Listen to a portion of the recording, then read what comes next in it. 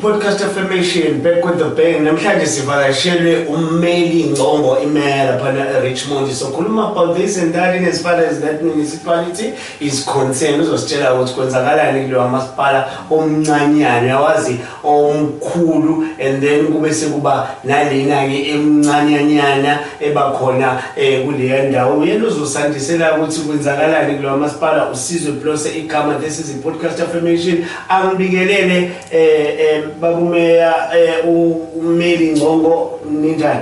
Siyaphila samlele nomsakazi kanye nabalandeli be-podcast affirmation. Sijabule ukuthi usivakashele namhlanje ushare yonke into eRichmond uze la namhlanje. Ngicabanga ukuthi kwama-kilometers amaningi ukuthi ufinyelele eThekwini. Kodwa usenzile isikhathi asibonge kakhulu usuka laphana ke eRichmond boya ngale Msunduzi kube nalabo bamasipala abancane ondaweni eRichmond. I think ngiyayiphinta ke manje picture. I think nokaPapas futhi ulapha kithi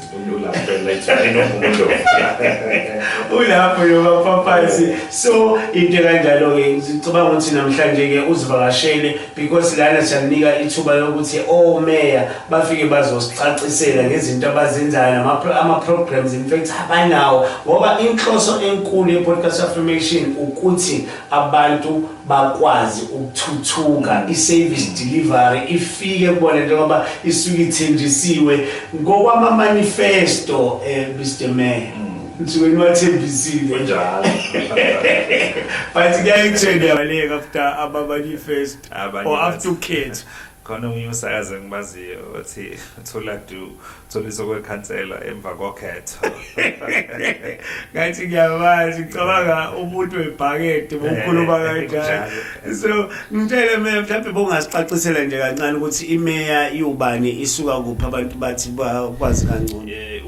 Umeya uNgcongo ngaphambi kuba umeya usuke ukhansela bese ke i-council ngokwe-Structures Act silindeleke ukuthi sihlale sikhethe usomlomo bese sikhetha lo ozoba umeya nesekelo lakhe ngokunjalo nalo suke ezoba ucouncil whip namanye ke ama-portfolio akhona emkhandlweni. So umeya naye usuke eyelinye lamakhansela uyikhansela elidabuka endaweni yaseNhlazuka ngaphansi kwenkosi yesizwe uMqolombeni inkosi uKhabazela uyimeya ke yaseRichmond municipality ngokwe-deployment by African National Congress because ukuthi ubani ozoba umeya nozohola umkhandlu kuma-portfolios ahlukahlukene the ruling party iyona ne-prerogative yokuthi iqoke labo asuke izoba aqoka.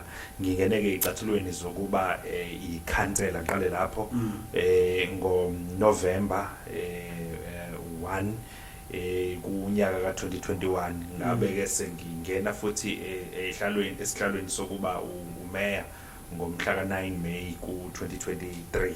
So siqala oqala kona ngiwumeya sengiqedile unyaka suphelile 100 days suphelile wazophela nonyaka.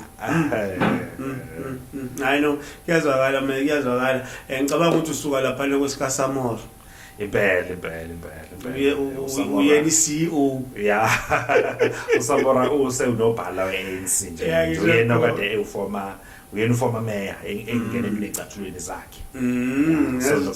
Usenobhala usuka khona lapha eRichmond njenge meya yakhona and then before kusho ukuthi bam-elevate actually now yeza kancane lapha eMsunduzi. Ayiphathi ngathi kubi la ngasokhethweni ngathi ayenzanga kahle. Abantu base-South Africa bafuna i-service delivery futhi abantu base-South Africa basifundisa into eyodwa kulolu khetho esiphuma kulona ukuthi abasavotela imbala yenhlangano ukuthi mihle kangakanani noma inomlando ongakanani hayi abasakubheki lokho. Kukhona ifundo abasifundise zona futhi basikhombisile ukuthi abasalindele manje ukuthi baholwe iqembu elilodwa kodwa okungasho ukuthi i-manifesto yethu njengane-African National Congress, we won't be able to implement it. You will see ukuthi bakhombisile futhi ukuthi basayethemba i-ANC because nationally sikwazile ukuthola more than 40%. That is why singasho sithi we are the leader of a government of national unity, because obviously loyo oneyibale eningi lapha phezulu yena obekade enokwazi ukuthi angeje amanye amaqembu aphathe nawo uhulumeni ezingeni lika-national.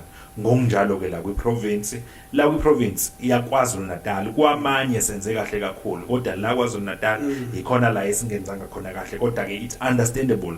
Abantu base South Africa bakukhombisa into eyodwa ukuthi bayawuthanda uKhongolose for the fact that khona izibale eningi ezihambe ezaya kuyiqembu elidabuke kuKhongolose. Kusho ukuthi abantu bayakhongolose lo bakodwa basebevota ngento ye-ethnicity noma yokuhlanga, basebebukwa ukuthi bathanda bona umengameli umZulu, basasele entweni ka former president ubaba uJacob Zuma osexoshiwe ke njengamanje ngokulandela uRule 25 wenhlangano osenikezwe expulsion letter yokuthi akaselo nilunga likaKhongolose. Kodwa abantu base South Africa bonke bayithatha bayisebenzisa le nto yakhe yokuthi sisawuyena uKhongolose, kodwa sidinela ubuholo obukhona bukutshela ngokusobala ukuthi abantu base South Africa basawuthanda uKhongolose. Nenze nje ngabaholi arrogance kuningi esingathi kukhona esingakwenzanga kahle. Mina I will be honest ukuthi abanye bethu babaholi for myself njengiyikhansela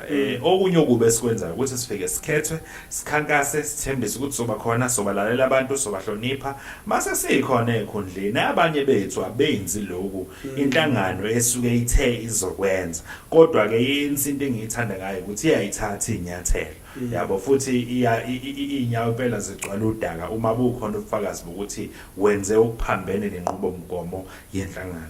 Izothiwa kushubile sikhuluma nje laphana eBoksburg ehlangene ubuholi ophezulu beANC isikhulu esiphezulu esithatha inqumo bathi in between our conferences njalo hayi abahlangene futhi bayibheka ekungithi kahle kweANC ngoba iANC KwaZulu Natal singasho nje singananazi ukuthi ifailed dismal. Njengoba sengishilo ngathi ziningi inselelo ezishaye iANC kusifundazwe sakwaZulu Natal. Ezinye zazo ilezi engikutshela zona ukuthi i-leader yeqembu eliqembu kuKhongolose beyisuka kuthina futhi ingumZulu. Abantu bakwaZulu Natal bazi identify kakhulu nomuntu ongumZulu, kodwa kona lokho kuphela I cannot turn a blind eye ekutheni nathi kukhona esingakwenzanga kahle ezingeni likahulumeni ekuhlaleni komasipala, ezingeni likahulumeni kwiprovince ngokunjalo futhi nabo national. Abantu base South Africa nabantu bakwaZulu Natal kuneyindawo la bengawatholi khona amanzi. It's our core basic service ukuthi abantu labathola amanzi kuneyindawo engengayibala zonke, kodwa nje KwaZulu Natal la uthola khona ukuthi abantu sebuyele bakha khona emfuleni and abantu lokho akubaphathi kahle. Kuneyindawo la abantu bengenawo ugesi, whether sihlulekile ukuhambisa noma singafakelile ugesi mahala, base bengenelwa isilingo sokuthi bangawuthengi bona ugesi ngoba mase sikufakele ithena yomasipala mahala ugesi fanele phela ke uthenge ikhadi ke wena ekhaya lakho. Uma ungasathenga ikhadi izosha itransformer, ningalithengi nje ikhadi nomakhelwane noma esikhaleni noma kuleyo section mase kusho itransformer uyasikhomo uzonitshela ukuthi asenibuyisele itransformer singanihlawulisile ukuthi nina beningawuthengi ugesi. So abanye bathatha leyo enga misdirect bayise kuANC noma bayise kumasipala osukuhola ngoba umasipala abaningi la KwaZulu Natal baholwa ANC. So bathathe leyo enga bayise kuANC bese bethi asina ugesi ngenxa yeANC, bazikhohlwe bona noma bayishiye bothi hayi nathi kodwa besingawuthengi ugesi. Kuningi no load shedding nabo bexakile, amathuba omsebenzi nokunye kodwa eqhulwini ngingasho ngithi u70% noma u60% yileyo ukuthi abantu bakwaZulu Natal bebeze bembize nangokuhlanga ubaba uCyril Ramaphosa ukuthi ngeke simvotele lo muntu owuhlanga olukuthi. Ngiyacabanga ukuthi uyayizwela lapho sihleli ummeli Ngcongo oyimela laphana eRichmond. Ngiyacabanga ukuthi kuningi mhlawumbe kuloko engicabanga ukuthi singakukhuluma la besithinta into eyithinta ipolitiki ngoba into engizwayo oyishoyo mfoka Ngcongo leyo ukuthi abantu abanendawo noLenini abantu abanindawo local bucks abantu bafuna i-service delivery bozole batshela ngalezo zinto abayingeni bafuna i-service delivery abantu bafuna idingo zize kubona lento enayipromise nathi better life for all Mr. Ncongo abantu badika leyo nto and ke sisahleli naye uMr. Ncongo igama uSizwe Blose ungakhohlwa ukusilandela einkundleni zokuxhumana lapha na ku Facebook page yethu esino 2.7 million ungasilandela khona uzosithola and si update indaba ezenzakalayo as and when zenzeka njengamanje nje ikhona indaba ozothi boya khona uyithola ukuthi indaba ezintsha ezishisayo asihlali indaba ayibula zizeyibone silethela zona zishisa uphinde uye lapha na podcast affirmation ku YouTube page lethu ku YouTube uzosithola futhi ingxoxo enjengane lezi la esibiza khona abantu abaningi sibabizileke Mr. Ncongo abantu abaningi ukuthi bazivakashele la ku podcast affirmation and bayafika akekho ongafiki njengoba besikufike ne Richmond into esifuna ukuyithola ke manje bese fast forward sesiza la eRichmond inhlelo zentuthuko eninazo zihamba kanjani asiqale nje ngokuthi inhlelo sinazo zentuthuko zihlabahlose kakhulu ekuthuthukiseni kwengqalasizinda uma sikhuluma ngengqalasizinda ngikhuluma ngemigwaqo ngikhuluma ngokulungiswa kwama-bridge ngikhuluma ngokufakelwa kukagesi ukulungiswa kwamahholo noma ukwakhiwa kwamahholo indawo zezemidlalo ama-facilities ezemidlalo kafishane nje njenganamanje sine project nje ka 24 million ebizwa noma elungisa umgwaqo oya eGreater Indaleni eRichmond ezoyakhulu ngendaleni oya eGreater Indaleni lapha uzoqala lapha eMaswazini phezulu ngasekhetho wehle uzofika phansi elentuzeni ngaseringeni noma mawudlula nje clinic lapha ngakomlamuli esikoleni leyo project izosithatha 24 million isiqaliwe ukwenzeka iproject esithembise kuma IDP budget roadshows noma kuma public participation session la esisuke khona siyakotshela abantu ngendlela esinazo ngebudget yomkhandlo ukuthi yini esizoyenza so seyiqaliwe ke leyo project iyakhiwa kuyimanje kunabantu bomphakathi abaqashiwe kune project eqhubekalayo Ward 740 lapha endaweni ngaseshayamoya ye-sports ground kwenziwa i-ground lapho lokuthi intsha ingayitholi ize ibandakanyeka kuyidakamiswa naseyintweni nje ingalungile various social ills kuphinde kube khona enye yama-projects ama-projects awu4 esiwafande khona ngo-2.4 million okuyi-grant leyo eqhamuka ka-INEP ngoba lawo kade ngikhuluma ngawo lawo kulungisa ingqalasizinda like i-ground i-project le i-ground kanye naleyo mgwaqo imali leyo suke siyithole ngokohlelo olubizwa nge-municipal infrastructure grant okuyimig le yagesi engithi sizofaka ugesi endaweni lapha yasesigcakini silahla ka Ward 2 siphinde sifake ugesi eMthunzini ama project aqhubekayo la uma uya nje eRichmond isite camp yasesigcakini silahla uzoyithola ehholo lapha ehholo elise silahla lapha egroundini kube umthunzini nawo uyenziwa iproject okufakela ugesi 100 connection per ward bese kuba uMax Steel Masonite nawo uyafakelwa indawo esemaplazini lapha ka Ward 4 bese siba nenye futhi project esenhlazuka nakhona futhi sifaka u100 connection ebizwa ngoNkumane Mpofana nakhona sifakela abantu futhi abawu100 ugesi labo bantu ke sibafakela ngegrant esuke sithole ka mineral resource and energy you 2.4 million per project kuningi ke okay nakho ke la ngine interest khona mina Mr. Ncongo By the way sikhuluma no Mr Ncongo imela laphana eRichmond maningi ama Richmond cha eRichmond farm la lindawo bayibiza eRichmond farm ngifuna ukuchecka Mr Ncongo because uyayibala ngiyazizwa ihamba kahle futhi but concern yomphakathi nithi bese niqala uroll out those programs uthola ukuthi anisaqasha abantu basendaweni engicabanga ukuthi isikhathi esiningi abantu abasha bakhala kakhulu ngamathuba omsebenzi azoba khona amathuba omsebenzi ebantwini abasendaweni kunjalo uyabona kulezi insuku abantu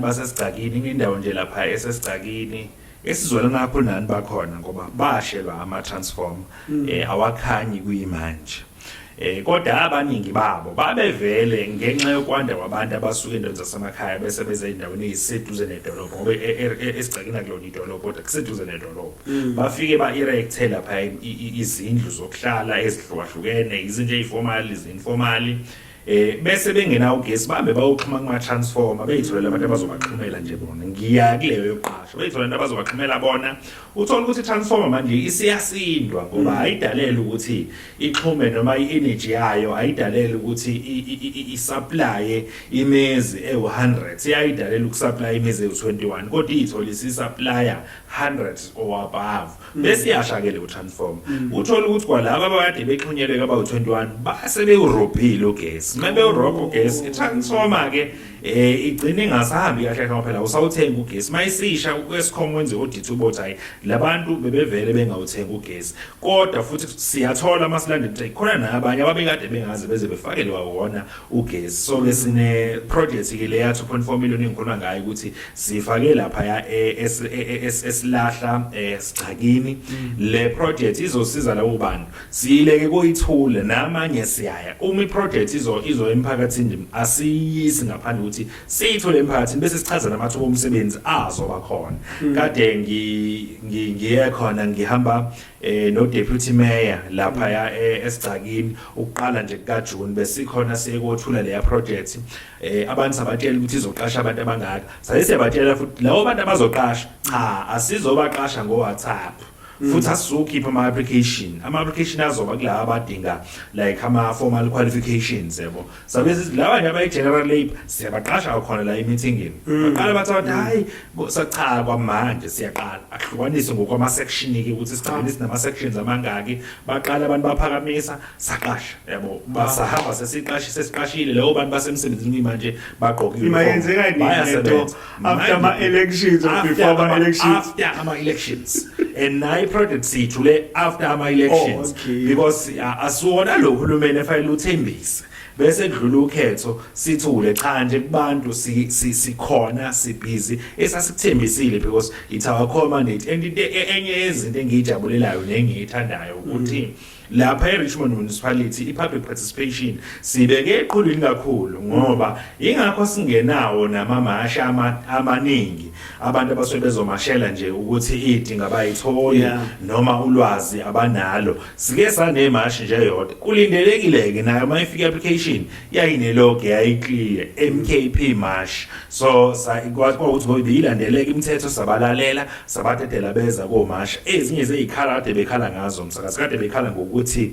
imali asiyiphathi kahle bese sona ukuthi sizoqhophololo bokudliwa kwezimali yabo umasipala yabo bekhala ke ngama project angaphelile kodwa amadala angekho kule administration esikuyona thina engene ngo2021 ephela ngo2026 imemorandum ibifundwa uformer council ophuma ayikho continuity or ukuthi because ngenza example exactly ikhona bengiphuma Samora kwangena uNgcongo bengena uNgcongo kulama programs kade eza no Samora uzothi bese suku Samora eseyoba unobhala eseqokile and then uNgcongo aqhubeke nalawo ma project you know what amanye awo kuyaqhutshekwa nawo you know amanye awo you know like Osheti Bridge ama projects ayekade develop planwe iCouncil endala thina mase sikhona from 2021 siqhubekile sawakha lawo ma project even nawo ama ground lawa esiwakhaya iground lelekade liplanwe iproject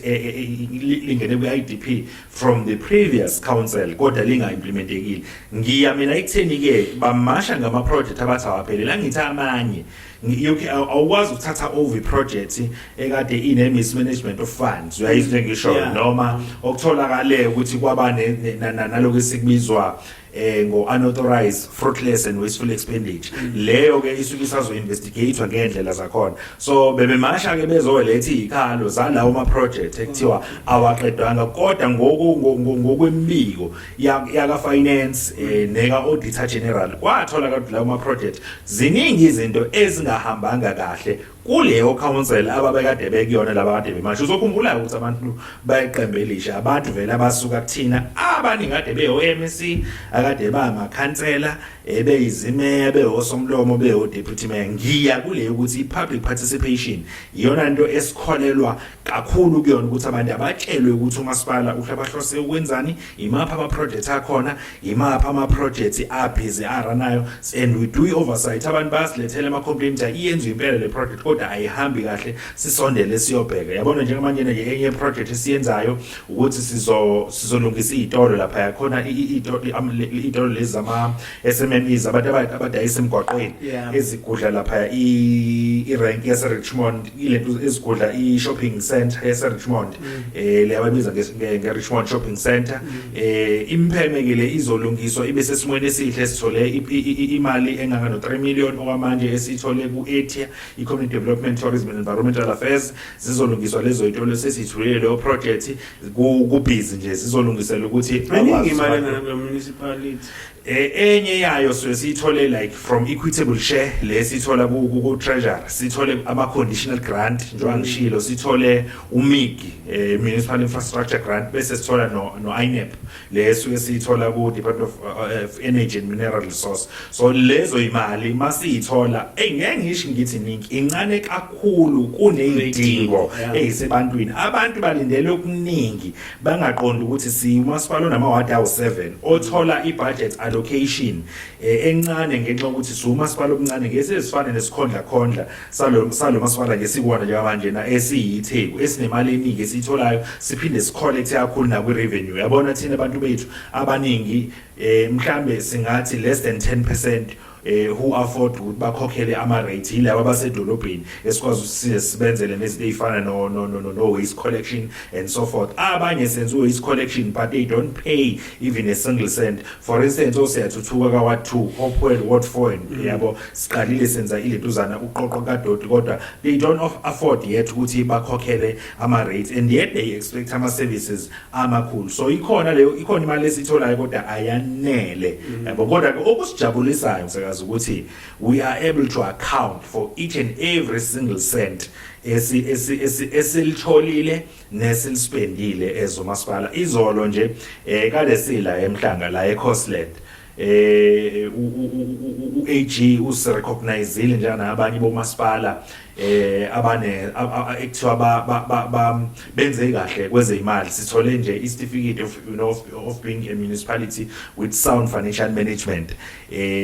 U-AG ke chapter 9 institution enikezelwe umsebenzi ukuthi i-audit yenhlaka zikahulumeni nalezi ezizimele ngokuphathwa kweyimali for the unqualified audits for the past 4 consecutive years. Besithola nje unqualified audits sabe sesiyarecognizwa manje ukuthi impela singabanye bomasipala abenza kahle kakhulu kwezeyimali. So kule imali ngiyakholela ukuthi siwumasipala owenza kahle kakhulu.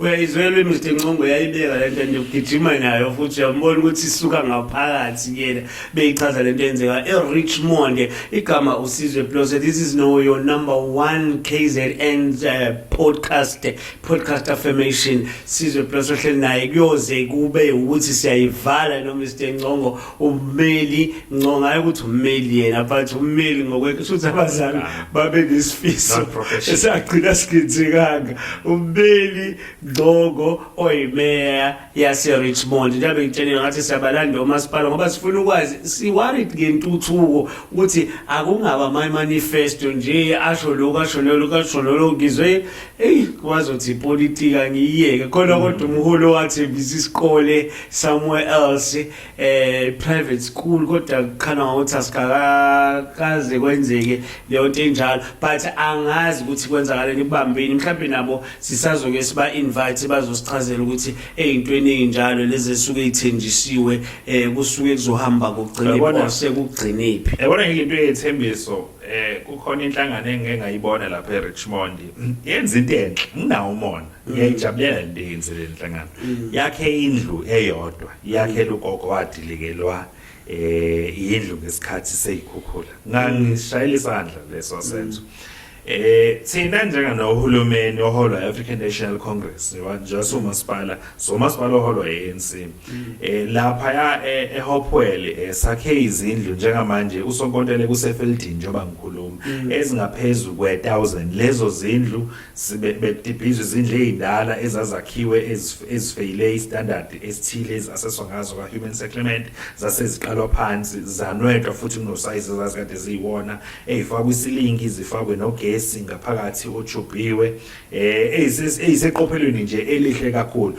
ngokunjalo nakhona phaka oforum u2 bedroom bese kuba ilounge enkulu ongayidivide wona kube yikhishi ne-dining so nakhona lapha emxhasweni futhi senze into efanayo lapha elentuzeni kosigcakini yesenze nakhona futhi into efanayo kosigcakini silahla sakha izindlu ezingaphezulu futhi nakhona kwe1000 ngifuna ukuthi ke thina njenganohulumeni asimemeze kakhulu siyenza uyabo we don't break more ngomsebenzi esiwenzayo ngoba sibhiza sinaso isikhathi sokuhamba siyoshow offer kubalekile na ukuthi abantu bazi ukuthi senzani kodwa manje kwesinye isikhathi emthithini make a lot of noise uyabo nje ngizama ukuthi kuningi kakhulu esikwenzayo njenganohulumeni kodwa othola ukuthi bese kuthi lo muntu ongekho emandleni ngokuthi nje yabona ngizokwenza isibonelo khona kwenye ward la eKZN khona umunye wathi mekhankasela ukuthi ufuna ukuyoba ikhansela wathengela abantu itransformer wayifaka transformer le yagesi isigubhu sagesi base vele abantu bengamvoteli yabo ukuthi abe ikhansela wavuka kusasa waqonda wagibela isitebhisi nofika wayikhipha le transformer yabo le ndaba ingasuke ngaphakathi ngiya ekutheni nakutheni la KwaZulu-Natal ukuthi ANC kukhona la ingawinanga khona it does not mean we do not deliver ama services I have been consistently telling abantu ukuthi mina ngiyikhansela labantu ukuthi uvoteleni it's your democratic right alikho ikhona esingezulihamba nala esingezuyihambisa khona iservice just because sisola noma sazi ukuthi bavotele ipolitical party ethile it's our mandate ya 5 years esinikezelwe yona abantu bavotela bavota ngenhliziyo zabo ukuthi bona bathanda ukuvotela abantu kodwa it does not mean ukuthi mangasaphumelela ngoba abanye babethenjiswe izulu kumsaza abanye babethenjiswe ngisho ukuthi i-pension grant le old age grant isizoba 5000 ngenyanga uyabo so akusenze kangake ngaleyo ndlela ilanga nje lisaphuma eMpumalanga lisho neNtshonalanga kodwa thina njengamakhansela we are here to continue deliver i-mandate of local local government okukuletha kwedingo ngqangu kubantu. Yes. Mr. Nqomo, amanye ama-challenges abhekene nendawo yase-Richmond, you'll correct me if I'm wrong, indaba zasemaplazini. Kunesikhalo nje somlungu othize manje I think ohamba inkantolo ngenxa yokuhlukumeza abantu. Impela kunjalo. Kunomlungu lapha weplaza ngicathi lido ukuthi iplaza la kaMakhovothi okusolakala ukuthi kunokuhlukumeza okukhona phakathi noma kunokungaphathani kahle phakathi kwakhe nabasebenzi bakhe ababuye babe abahlali bakhona la emaplazini so lolo daba ke lusenkantolo njengamanje ngoba usolakala ukuthi uhlukumeza laba abanemfuyo kuke kwasathola nje icase ethi akafuni ukuthi kube khona umuntu one tuck shop ke kwathosolakala ukuthi uvimbe ngisho ibaker ebezodeliver izinkwa lana kodwa ke lelo daba lusezandleni kuyimanjena zomthetho and sinethemba lokuthi inkantolo will leave no stone unturned and will ensure ukuthi ijustice will be served to abantu bakithi abacindezelekayo kuyasidumaza kona namanje ukuthi kusenabantu abakholelwa ukuthi ngenxa yebala bona abanalo nangenxa yama advantages neyamafa abawashiyelwa umkhulu babo kufanele baxhaphaze noma bahlukumeze umuntu omnyama ngalendlela okwenzeka ngalo kodwa ke sikuthanda ukuthi udaba lusenkantolo futhi inkantolo sofa yenza kahle siyakholela ukuthi kuzophuma isinqumo esizokwenza ukuthi kube nobulungiswa kumnini weplaza kanye nomhlali oseplaza nasisho ukuthi abaningi bamaplaza abahlukunyezwe nawo bahlukunyezwe yithina kodwa nabo futhi abangasihlukumezi ezweni asiphilisane ngendlela efanele siphilisane ngayo yokuhloniphana ongiqashile azamalungelo ami njenganomsebenzi yabo ikhona into engiyibhekayo mhlambe before wrap up Mr Ncongo by the way Mr Ncongo ummeli igama imeya lapha eRichmond ngifisa ukwazi la ngokwetourism manje ngisukela la eThekwini ngisicabanga idrive nje ebheke eRichmond zikhona indawo zokuthi ngikayihambela indawo zokulala indawo ezikanjalo or mhlambe zise under construction no uzobona nje ngoSeptember njengoba ngisho somasipala omncane asinamahhotela amaningi but kancane uzule ngithi kade silungisa izitolo kade silungisa nje enye ilodge mangabe uwela umkhomazi ngizobuya nje ngitshela igama lawo lisangikhohliwe kancane mangabe nje kodwa uwela umkhomazi kune lodge on the left hand side esemkhomazi situated nje emfuleni umkhomazi esilungise nayo futhi ngemali engaphezulu ka3 million silungiselela kona njalo ukuthi sikwazi ukuthi abantu noma abavakashi bakwazi bathi ngabe befikile eRichmond babe nendawo zokungcebeleka babe nendawo bakwazi bavakashe kuzona kunelinye lamahhotela futhi elisemgangathweni ebelivele likhona kodwa eselivuselelwe kabusha ngoba selinabanikazi abasha ekuthiwa ida Oaks Hotel elapha yangase Bain Village uyaqonda nje udlula semzini lovu bese uyangena ushone ezantsi sinelinye futhi indawo eyilodge ekuthiwa iDumamanzi enhle kakhulu nayo futhi engasemkhomazi eRichmond ke ingwidla ngamabala ayo eRichmond sinendawo kakhulu ezikukhombisa noma ezikureconnecta nemvelo kaJehova you listen imculo yenyoni ubona umfula umkhomazi umfula wolo usuka kunene lo muntu ekuthiwa wafaka ikhandela ukuthi fridge hayi akasukuthina ngiyasazi kancane leso story kodwa hayi akasukuthina bese kuba nendawo ekuthiwa kwaMagodla ka Dr Mthimba I'm sure uzoyazi iMedolution indawo ekuthiwa kwaMagodla eyilodge enhle kakhulu futhi uma ubuyo nje uzibona ku 5-star hotel masungaphakathi ilapha yakwaMagodla indawo zokujuxuza angena umuntu yenozamba kakhulu kodwa zikhona abanye abantu bayahamba ya zikhona ngizothi nje zikhona ngaphandle zikhona edolobheni zikhona ngaphandle indawo loyithola bese uba nendawo futhi kube nepaki ekhona ngaphakathi edolobheni la kwafica bechile khona bevula amabhoti indawo open beyishayela iziphuzo zabo nezingane zijima outdoor gym located ngaphakathi edolobheni so ziningi esinazo yeah no kuyathokozisa ukuthi bofuna ukuhamba la uhambe uyovakasha eRichmond zikhona indawo zokulala uyasho beya ikhona futhi ezokugcebeleka so zikhona into enjalo ngicabanga ukuthi unganginika nje ama passing shots beya manje siyathembisa nje noma ngiqinisekisa abantu baseRichmond municipality ukuthi siumasipala ozibophezele ekuholeni ngobuqotho nangokuthembeka siumasipala futhi ozibophezele eqinisekiseni ukuthi silalela abantu sihlonipha abantu siumasipala esifuna ukuthi siqinisekise ukuthi asikhethe ibala emasini whether ngokuqashwa noma ngokulethwa kwama services ebantwini. So umasipala futhi omelene nenkohlakalo, so umasipala nathi futhi ongekho immune ekutheni usebenza nabantu. Kuyenzeka ke emsebenzini kube khona abangenzi kahle noma benze izinto eziyamaniswa nenkohlakalo. Kungekudala nje ngikwazi ukufihlela okubi ukuthi kungekudala nje sike salahlekelwa imali ecishe ilinganiselwe ku 500,000 kwenye yama units ethu ngaphakathi. Leyo mali elahlekile noma edukile ngendlela ethile, leyo case isisezandleni zomthetho. Asilindanga ukuthi kuze kufike uAG assess noma azocwaninga amabhuku athole lokho. So leyo case isezandleni zomthetho. Ngingenabe kakhulu bakhona sebeboshiwe othintekayo ngiyalapha othintekayo semisiwe and i-case isemaphoyiseni ngiyapha umsebenzi asibazi ulunga bakhe umsebenzi nje uma uqashwa lapha eRichmond Municipality asiscreen ukuthi weliphi ilunga kodwa nje umsebenzi ongenzeka ukuthi uyi-DA mhlambe njenganolokhunja mhlambe uyi-IFP uyintontoni kodwa nje sikwazi ukuthi umsebenzi abasebenzi abangeni ngamakhadi ithina amakhansela esingena ngamakhadi yabo. Ilokho nje ngingakusho ukuthi simelene nenkohlakalo, simelene nobuqhophololo nazo zonke izinto ezimbi. So umasipala osanda kulontsha nje i-vision yawo, sisanda kulontsha i-vision yethu la esithi khona by 2042 siziphupha njenganomasipala ozobe uyi-economic hub yaKwaZulu Natal.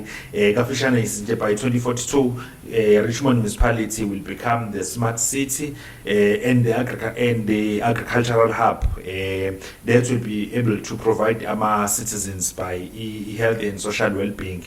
Okunye sikusho kuleya vision sifisa ukuthi ikwazi ukuthi ibe iRichmond ibe isizinda somnotho kanjani na. Leyo vision yethu si break into micro manageable achievable outcomes or milestones. Esifuna ukuthi ngalonyaka sifuna ukuthi sizibone sesinokuthile, ngalonyaka sizibone sesinokuthile towards moving to economic vibrancy. Sesiqalile ngesilekelela vision 2042 sesiqalile ngesilekelela osomabhizinisi abancane ngoba uyabona umsebenzi abantu bakholelwa ukuthi umasipala fayile udala amathuba omsebenzi. Ngeke umasipala uwodwa nohulumeni uwodwa whether we province or national ngeke uwodwa kodwa siyidinga i-private sector like i-business sector ukuthi silekelele ivule amathuba omsebenzi. So we have started to support osomabhizinisi abancane. Mawulandela iphedi laseRichmond uzobothi osomabhizinisi abancane abasemgwaqweni abayidayisela la kade sibaxhasa ngestock sibambisene nomgungulo of district municipality sibaxhasa ngestock sokudayisa abanye sibanikeza amafridge, abanye sibanikeza izitofu, abanye sibanikeza amabhodo amakhulu lawo okupheka esilungu, abacele izitsha sibanikeza izitsha, abanye bebecele izinto zokulima sibanikeza izinto zokulima, abanye bexhaswa ngeenkuku bexhaswa ngesilugu seenkuku kanjalo kubaningi abantu ebesibahambela nje njengoba kuyiMandela Public Service Week besihambela neinkulisa iMandela Public Service Week la suke uhulumeni ekupha khona usuku lokuzalwa kaMandela enza okuhle noma kuhanjwe inyatheleni seqhawe lika baba uMandela. So ke sivakashele lapha ama crash unfunded out3 sizwa uDepartment of Sports Arts and Culture sizonikeza izinto zokudlala ngokunjalo nekhekhe from mayor's hand sayobanikeza saphinde savakashela ke osomabhizinisi laba abafufusayo siyakuba xhasa abanye bethola ama-fridge amakhulu o-baking oven abakhulu kanjalo abanye bebonga shame ubone ukuthi kodwa kulona uhlelo besiqala kulenza uhlelo sesineminyaka impela silenza mase sixhasile sibuye siye kobheka ukuthi lento esixhase ngayo liyathuthuka yini ibhizinisi lakho. Umehluko nje kulonyaka ukuthi asibabizelanga amasipala besithatha imaterial siye kule address wasibhalela yona mhla uapply so silibone ibhizinisi cha nangu lo muntu impela unespaza shop sifike simnikeze ifridge lakhe simnikeze mhlambe laptop simnikeze logo naloko ayikade ecelile sikwenza logo in line with our vision to move towards an economically vibrant municipality because uma umuntu simqasha angithi uzokwazi ukuthi aphinde aqasha abantu abawu2 nabawu3 likhule kanjalo ibhizinisi. We have got a vision of expanding our town from lali khona lisondele lapha ku-56 because strategically we are placed endaweni in between Eastern Cape because R56 lead to Eastern Cape, lead to ilentuzana futhi ku-N3 obheke ku-Harry Smith kogoli nethi kanjalo. So sisendaweni e-strategic, siphinde futhi sibe indawo eyisenta yezolimo. Umhlabathi wethu rich kakhulu, uzobona ukuthi imikhiqizo eminingi iphuma i-raw material lapha yakuthina e-Richmond Municipality. Ngizokhuluma ngama-vegetables, umbila ngama-fruits nokunye even nothimba uzowuthola lapha e-Richmond, nomoba umkhiqizo omkhulu uzowuthola lapha e-Richmond Municipality. Ingakho nje eduze kwethu kunendawo ekuthiwa i-Easton lapha la bekhiqiza khona umoba, begaye benza ushukela kanjalo. So si umasipala omncane kodwa onevision yokukhula, yabo, ukuze ke senze lokho izona lezi zinto engikhuluma ngazo ukuthi kancane will move toward just senyangeni kabantu besifazane. Kuyangithokoza ukuthi ngilana silana ngosuku noma ngeinsuku zokuqala la sigubha khona inyanga yabantu besifazane. Ngiyafuna ukuthi sifisele abantu besifazane usuku oluhle noma inyanga enhle. Kufanele abantu besifazane baziqhathe, bazi ukubaluleka kwabo, bazi iqhaza elikhulu abadlalayo emakhaya ethu, ngokunjalo futhi nasesizweni, ngokunjalo nasebuholini. Abantu besifazane badlala iqhaza elikhulu kwezenkolo, kwezobuholi bezwe emakhaya. Manje ke siyabafisela nje inyanga noma imigubo emihle. Sifuna ukukhuza amadoda ke futhi ukuthi ayiphele leyo ukuthi amadoda wona mebona abantu besifazane babona nje ama-objects ukuthi bashawe kanye nabantwana efuna bashawe, bahlukunyezwe, babulawa. Sihlale kahle nje sibavikela abantu besifazane, sibathande, nawo bayiqhatshe ngokuba usawoti wesizwe. Sibuya kakhulu Mr. Nqothi usivakashela. I think mhlawumbe usungasi-invite nje laphana e-Richmond siyoyiqopha yonke lento oyishoyo, siyibone ukuthi iqiniso kangakanani, sibuye sizoyidlalela abantu ukuthi iqiniso sesizobonakaliwe. Invite singena. Don't you dare do what I want to do. If you do it, please take pictures. Thank you. It's a wrap.